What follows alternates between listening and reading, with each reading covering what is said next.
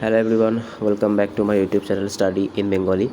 তো আজ শনিবার, আজ তোমাদের যে রেলের গ্রুপ ডির সায়েন্সের ক্লাসগুলো এই সপ্তাহে করানো হয়েছিল, তো সেখান থেকে বেশ কিছু প্রশ্ন নিয়ে আমাদের এই শনিবারের সুপার স্যাটারডে এই ক্লাসটা করানো হয়, যেখানে আমরা রিভিশন করি। তো দেখো আজকের প্রথম প্রশ্ন কি বলেছে, যে একটি গ্যাসের বাষ্প ঘনত্ব বা ভেপার ডেনসিটি 14 হলে গ্যাসটির আণবিক ওজন কত হয়ে থাকে।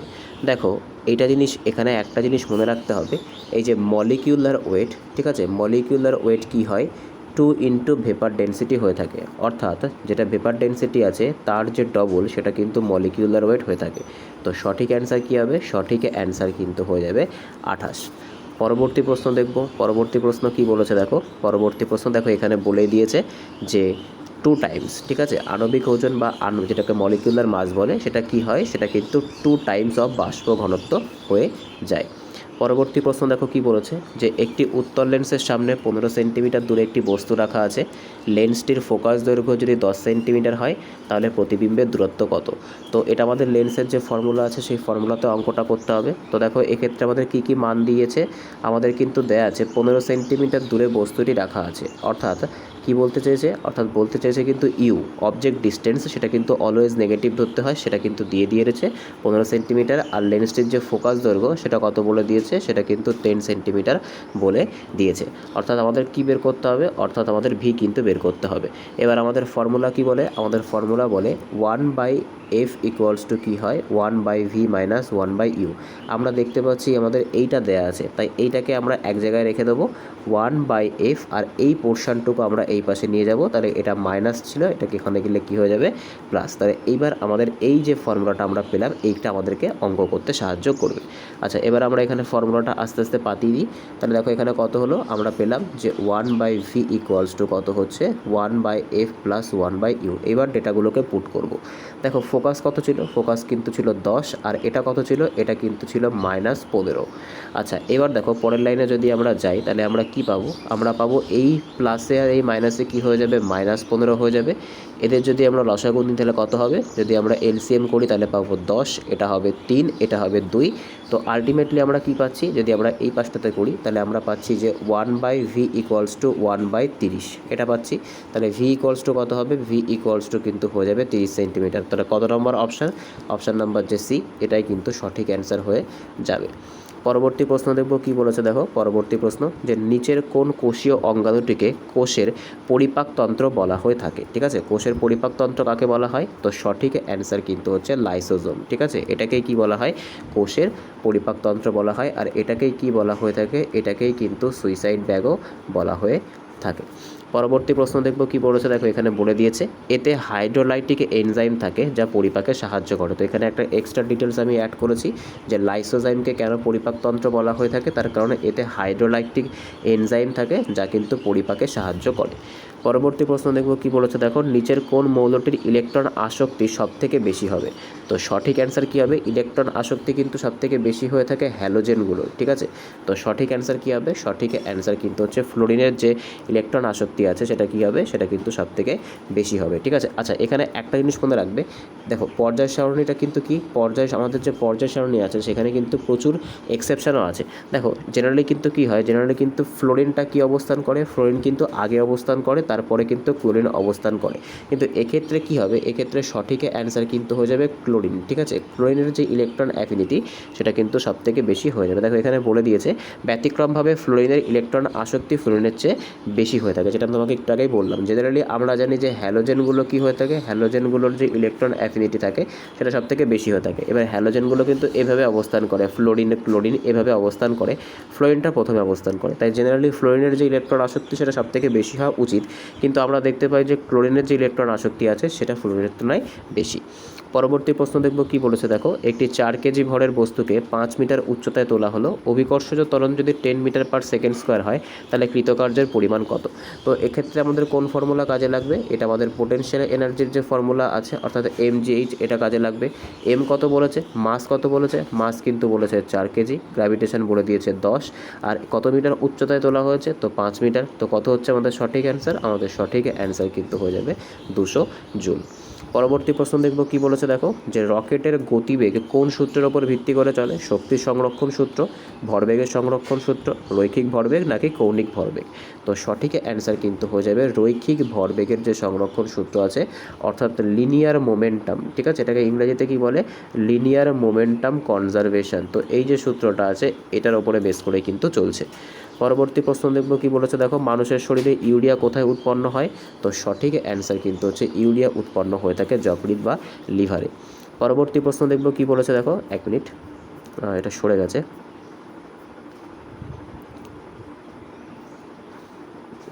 একটু অপেক্ষা করবে, এটা পেজটা একটুখানি সরে গেছে।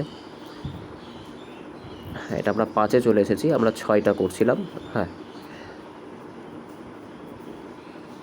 দুঃখিত খুবই, আমার আছে অ্যাকচুয়ালি আমার হাতটা লেগে ওটা সরে গেছে। হ্যাঁ দেখো, এই যে পাওয়া গেছে, হ্যাঁ এই যে পাওয়া গেছে। দেখো পরের প্রশ্নটা কি বলছে, পর্যায় সারণীর কোন শ্রেণীতে হ্যালোজেন মৌলগুলো অবস্থান করে? তো সঠিক অ্যান্সার কিন্তু হচ্ছে গ্রুপ নাম্বার যে 17 আছে, সেই গ্রুপ নাম্বার 17-এই কিন্তু এই হ্যালোজেনগুলো অবস্থান করে, অর্থাৎ ফ্লোরিন ক্লোরিনের যে গ্রুপগুলো আছে। পরবর্তী প্রশ্ন দেখব কি বলেছে দেখো, শব্দের গতিবেগ কিসের ওপর নির্ভর করে না? তো সঠিক অ্যান্সার কী হবে? সঠিক অ্যান্সার কিন্তু হচ্ছে বায়ুর চাপ। ঠিক আছে, বা প্রেশারের ওপরে কি করে না, প্রেশারের ওপরে কিন্তু এই যে গতিবেগটা আছে, সেই গতিবেগ কিন্তু বায়ুর যে গতিবেগ বা বায়ুর যে ভেলোসিটি আছে, স্পিড আছে, সেটা কিন্তু ডিপেন্ড করে না। পরবর্তী প্রশ্ন দেখবো, দেখো আবার একটা নিউমেরিক্যাল দিয়েছে, যে 20 ওহম এবং 5 ওহম রোধের দুটি পরিবাহীকে সমান্তরাল সমবায়ে যুক্ত করলে তুল্য রোধ কত হবে? তো এক্ষেত্রে আমরা কি করতে পারি, এক্ষেত্রে আমরা এই দুটোকে লসাগু করব প্রথমে। তো লসাগু করলে কত হচ্ছে, 20 হলো। এবার কি আছে, এবার দেখো এটা হবে 1 আর এটা কত হচ্ছে, এটা হচ্ছে 4। তো আলটিমেটলি আমরা পাচ্ছি 5-এর 20, যদি কাটাকুটি করি 1-এর 4। এবার উল্টে দিতে হবে, উল্টে দিলে কত হবে, 4 ওহম। তো 4 ওহম কিন্তু সঠিক অ্যান্সার হয়ে যাবে। পরবর্তী প্রশ্ন দেখব কি বলেছে দেখো, যে ফটোগ্রাফিতে ফিক্সার হিসেবে কোন পদার্থটি ব্যবহার করা হয়? তো সঠিক অ্যান্সার দেখো কি বলছে, সোডিয়াম থায়োসালফেট, এটা কিন্তু ব্যবহার করা হয়ে থাকে। ঠিক আছে, আচ্ছা এটা কিন্তু হাইপো নামেও পরিচিত। পরবর্তী প্রশ্ন, নিচের কোনটি একটি উভধর্মী অক্সাইড? তো সঠিক অ্যান্সার কী হবে? সঠিক অ্যান্সার কিন্তু হচ্ছে ZnO, এটা কিন্তু একটা উভধর্মী অক্সাইড। ঠিক আছে, পরবর্তী প্রশ্ন দেখব কি বলেছে দেখো, এই উভধর্মী অক্সাইডটা কি? এটি অ্যাসিড এবং ক্ষার উভয়ের সাথেই বিক্রিয়া করে। পরবর্তী প্রশ্ন দেখব কি বলেছে, উদ্ভিদের সবথেকে দীর্ঘ উদ্ভিদ কোষ কোনটা? তো সঠিক অ্যান্সার কিন্তু হচ্ছে এই র্যামি ফাইবার। ঠিক আছে, এটাই কিন্তু সবথেকে দীর্ঘ উদ্ভিদ কোষ। পরবর্তী প্রশ্ন দেখব কি বলেছে, নিচের কোন রশ্মিটির ভেদন ক্ষমতা সবথেকে বেশি হয়ে থাকে? তো আলফা বিটা গামার মধ্যে সবথেকে বেশি কিন্তু ভেদন ক্ষমতা হয়ে থাকে গামা রশ্মি। যদি এটা আমরাকে সাজাতেও বলে তাহলে কিন্তু এটা এইরকমভাবে হয়ে যাবে, সবথেকে কম কিন্তু আলফা হয়ে থাকে, তারপর হচ্ছে বিটা, আর তারপরে কিন্তু হচ্ছে গামা। পরবর্তী প্রশ্ন দেখব কি বলেছে দেখো, যে মানব দেহের স্বাভাবিক তাপমাত্রা ফারেনহাইট স্কেলে কত? তো সঠিক অ্যান্সার কিন্তু হচ্ছে অপশান সি, 98.4 ডিগ্রি ফারেনহাইট। পরবর্তী প্রশ্ন দেখব কি বলেছে, কাচের ওপর লেখার জন্য কোন অ্যাসিডটা ব্যবহার করা হয়ে থাকে? তো সঠিক অ্যান্সার কিন্তু হচ্ছে হাইড্রোফ্লোরিক অ্যাসিড বা HF, এটা কিন্তু কাচের ওপর লেখার জন্য ব্যবহার করা হয়ে থাকে। পরবর্তী প্রশ্ন দেখব কি বলেছে, মস্তিষ্কের কোন অংশ শ্বাসক্রিয়া এবং হৃদস্পন্দন নিয়ন্ত্রণ করে? তো সঠিক অ্যান্সার কী হবে? সঠিক অ্যান্সার কিন্তু হচ্ছে মেডুলা অবলঙ্গাটা, এটা কিন্তু শ্বাসক্রিয়া নিয়ন্ত্রণ করে থাকে। পরবর্তী প্রশ্ন দেখব কি বলেছে, বৈদ্যুতিক হিটারে যে নাইক্রোম তার ব্যবহার করা হয়ে থাকে তা কোন ধাতুর সংকর? তো সঠিক অ্যান্সার কিন্তু হচ্ছে অপশান বি, নিকেল এবং ক্রোমিয়াম। ঠিক আছে, এটা কিন্তু তাপ প্লাস হচ্ছে যে বিদ্যুৎ, এই দুটোরই কিন্তু সুপরিবাহী হয়ে থাকে। পরবর্তী প্রশ্ন দেখব কি বলেছে আজকের 19তম প্রশ্ন, যে তেজস্ক্রিয়তার এসআই একক কি? তো সঠিক অ্যান্সার কিন্তু হচ্ছে বেকারেল, এটা কিন্তু হচ্ছে এসআই একক, আর এটা কিন্তু হয়ে যাচ্ছে সিজিএস একক। পরবর্তী প্রশ্ন দেখব কি বলেছে আজকের 20তম প্রশ্ন, সবথেকে শক্তিশালী তড়িৎ ঋণাত্মক বা ইলেকট্রোনেগেটিভ মৌল কোনটা? তো সঠিক অ্যান্সার কিন্তু হচ্ছে ফ্লোরিন। ঠিক আছে, এটাই কিন্তু সবথেকে বেশি ইলেকট্রোনেগেটিভ মৌল। পরবর্তী প্রশ্ন দেখব কি বলেছে, কোষের কোন অঙ্গাণুটিকে প্রোটিন তৈরির কারখানা বলা হয়ে থাকে? তো সঠিক অ্যান্সার কিন্তু হচ্ছে রাইবোজোম, তার কারণ এখানেই কিন্তু কি হয়ে থাকে, এখানে কিন্তু প্রোটিনটা সিনথেসিস হয়ে থাকে। পরবর্তী প্রশ্ন দেখব কি বলেছে আজকের 22তম প্রশ্ন, যে বিপাকীয় ক্রিয়ার হার নিয়ন্ত্রণ করে কোন হরমোন? তো সঠিক অ্যান্সার কিন্তু হচ্ছে থাইরক্সিন হরমোন, এটা কোন গ্রন্থি থেকে নিঃসৃত হয়ে থাকে? এটা কিন্তু যে থাইরয়েড গ্রন্থি আছে, সেই থাইরয়েড গ্রন্থি থেকে নিঃসৃত হয়ে থাকে। পরবর্তী প্রশ্ন দেখব কি বলেছে, বিশুদ্ধ জলের পিএইচের মান কত? তো বিশুদ্ধ জল কিন্তু 7 হয়ে থাকে, এই কারণের জন্য জলকে কি বলা হয়ে থাকে? এই কারণের জন্য কিন্তু জলকে প্রশমিত দ্রবণ বলা হয়ে থাকে। পরবর্তী প্রশ্ন দেখব কি বলেছে, দেখো পরবর্তী প্রশ্ন যে সবথেকে হালকা নিষ্ক্রিয় গ্যাস কোনটা, তো সবথেকে হালকা নিষ্ক্রিয় গ্যাস কিন্তু হচ্ছে হিলিয়াম।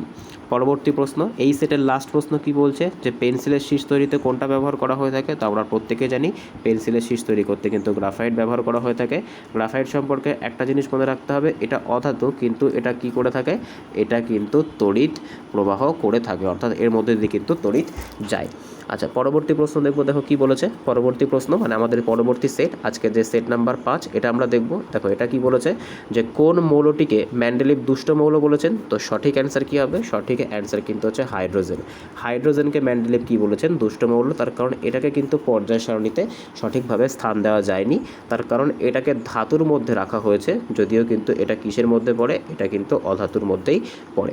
পরবর্তী প্রশ্ন দেখব কি বলেছে, 2 কেজি ভরের একটি স্থির বস্তুর ওপর 5 নিউটন বল 10 সেকেন্ড ধরে প্রয়োগ করলে বস্তুটির অন্তিম বেগ কত হবে, ঠিক আছে, বস্তুটির যে অন্তিম বেগ আছে সেই অন্তিম বেগ কত হবে। আচ্ছা অন্তিম বেগ বের করতে গেলে আমাদেরকে কি করতে হবে, আমাদের কিন্তু এখানে যে অ্যাক্সেলারেশন আছে সেটা কিন্তু বের করে নিতে হবে, অর্থাৎ force equals to mass into acceleration. Acceleration বের করতে গেলে কি করতে হবে, ফোর্সকে কিন্তু মাস দিয়ে ভাগ করতে হবে। তো ফোর্স কত ছিল, ফোর্স কিন্তু বলে দিয়েছিল 5 নিউটন, আর আমাদের এখানে মাস কত, মাস হচ্ছে 2, তাহলে আমরা পেলাম অ্যাক্সেলারেশন সমান সমান কত, অ্যাক্সেলারেশন সমান সমান কিন্তু 2.5 মিটার পার সেকেন্ড স্কোয়ার। এই ডেটাটাকে একটু মনে রাখতে হবে। তো আমরা এখানে লিখে রাখছি যে acceleration equals to 2.5 metre per second square হচ্ছে। আচ্ছা এবার দেখো কি বলে দিয়েছে, আর কোন কোন ডেটা আমরা এখানে পাচ্ছি, তো আমরা ভি পাচ্ছি, আমাদেরকে কি করতে হবে, অন্তিম বেগ অর্থাৎ ভি বের করতে হবে। ইউ কত, ইউ আমাদেরকে 0 ধরতে হবে স্থির অবস্থা, আর টি কত বলে দিয়েছে, টি কিন্তু বলে দিয়েছে 10 সেকেন্ড। এবার আমাদেরকে জাস্ট ফর্মুলাটা পুট করতে হবে। ফর্মুলাটা কি হয়, V equals to U plus A T. V আমরা জানি না, ইউ হচ্ছে 0, এ পেয়েছিলাম হচ্ছে 2.5, আর টি কত পেয়েছিলাম, টি পেয়েছিলাম কিন্তু 10 সেকেন্ড। আচ্ছা এটা দিয়ে যদি আমরা এটাকে করি তাহলে পাচ্ছি 25, ঠিক আছে, আর এখানে 0 সাথে 25 যোগ করলে কিন্তু 25ই হবে, তাহলে অন্তিম বেগ কত হবে, 25 মিটার পার সেকেন্ড স্কোয়ার, যেটা কিন্তু অপশান নাম্বার বিতে আছে। পরবর্তী প্রশ্ন দেখব কি বলেছে, দেখো যে নিচের কোনটি নিষ্ক্রিয় তড়িৎদ্বার বা ইনার্ট ইলেকট্রোডের উদাহরণ, তো সঠিক অ্যান্সার কী হবে, সঠিক অ্যান্সার কিন্তু হচ্ছে প্লাটিনাম বা পিটি। পরবর্তী প্রশ্ন দেখব কি বলেছে, দেখো যে মানুষের শরীরে কোন অঙ্গটিকে ব্লাড ব্যাংক বলা হয়ে থাকে, তো সঠিক অ্যান্সার কী হবে এটা সঠিক অ্যান্সার কিন্তু হয়ে যাবে প্লিহা বা স্প্লিনকে কী বলা হয়ে থাকে, এটাকে কিন্তু ব্লাড ব্যাংক বলা হয়ে থাকে। পরবর্তী প্রশ্ন দেখব কি বলেছে যে একটি 200 ওয়াটের হিটার 1 ঘন্টা ধরে চললে কত পরিমাণ তাপ উৎপন্ন হবে, তো সঠিক দেখো এই যে অঙ্কটা আছে, এই অঙ্কটা করার জন্য আমাদেরকে কি করতে হবে, আমরা জাস্ট এটাকে যে পাওয়ার আছে পাওয়ারের সাথে কি করতে পারি, পাওয়ারের সাথে যে টাইমটা আছে সেটাকে ক্যালকুলেশন করতে পারি, সেটাকে কত করতে হবে, সেকেন্ডে করতে হবে। তো দেখো এখানে এখানে কত আছে, এখানে কিন্তু আছে 1 ঘন্টা, 1 ঘন্টাকে যদি আমরা সেকেন্ডে কনভার্ট করি তাহলে কত হবে 3600, তো এটা দিয়ে যদি গুণ করি তাহলে 72, এবং 72-এর পরে 4টে শূন্য কোথায় আছে, এই যে অপশান নাম্বার সি, এটাই কিন্তু সঠিক অ্যান্সার হয়ে যাবে। পরবর্তী প্রশ্ন দেখব কি বলেছে, দেখো যে গাড়ির হেডলাইটে কোন ধরনের দর্পণ ব্যবহার করা হয়ে থাকে, তো সঠিক অ্যান্সার কিন্তু হচ্ছে অধিবৃত্তীয় অবতল দর্পণ বা প্যারাবোলিক কনকেভ মিরর কিন্তু ব্যবহার করা হয়ে থাকে। পরবর্তী প্রশ্ন দেখব কি বলেছে, অক্সিজেন কে আবিষ্কার করে, তো সঠিক অ্যান্সার কিন্তু হচ্ছে জোসেফ প্রিস্টলি কিন্তু অক্সিজেন আবিষ্কার করে। হেনরি ক্যাভেন্ডিশ কিসের সাথে সম্পর্কযুক্ত, হেনরি ক্যাভেন্ডিশ কিন্তু যে হাইড্রোজেন, সেই হাইড্রোজেনের সাথে সম্পর্কযুক্ত।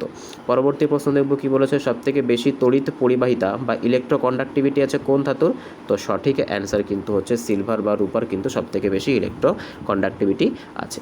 পরবর্তী প্রশ্ন দেখব কি বলেছে, 9 নম্বর প্রশ্ন, সবথেকে ভারী প্রাকৃতিকভাবে পাওয়া ধাতু কোনটা, তো সঠিক অ্যান্সার কি অধাতু কোনটা, তো সেটা কিন্তু হচ্ছে আয়ন। এটা কিন্তু ধাতু বলেনি, এটাকে কিন্তু বলেছে সবথেকে ভারী প্রাকৃতিকভাবে পাওয়া অধাতু হচ্ছে আয়োডিন, আর এটা কোন স্টেটে থাকে, এটা কিন্তু সলিড স্টেটে থাকে। পরবর্তী প্রশ্ন দেখব কি বলেছে, পৃথিবী পৃষ্ঠে কোনো একটি বস্তুর ওজন 60 নিউটন হলে চাঁদে তার ওজন কত হবে, আমরা জানি চাঁদে কি হয়ে যায় 1/6 হয়ে যায়, তাহলে 60কে যদি আমরা 1/6 করি তাহলে কত পাবো, 10 নিউটন কিন্তু হয়ে যাবে সঠিক অ্যান্সার। পরবর্তী প্রশ্ন দেখব কি বলেছে, যে ডিএনএ এবং ডিএনএর যে গুয়েনিন এর পরিপূরক বেস কোনটি, দেখো এটা মনে রাখার সোজা উপায় কি, 8EGC। অ্যাডিনিনের সাথে থায়ামিন এবং গুয়েনিনের সঙ্গে কিন্তু হচ্ছে সাইটোসিন।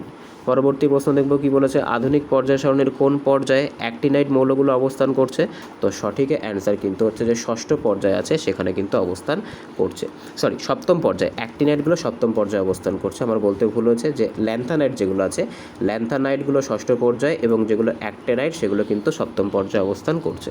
পারমাণবিক ব্যাসার্ধ পরিমাপের সঠিক একক কোনটা, তো সঠিক অ্যান্সার কিন্তু হচ্ছে অ্যামস্ট্রং, ঠিক আছে।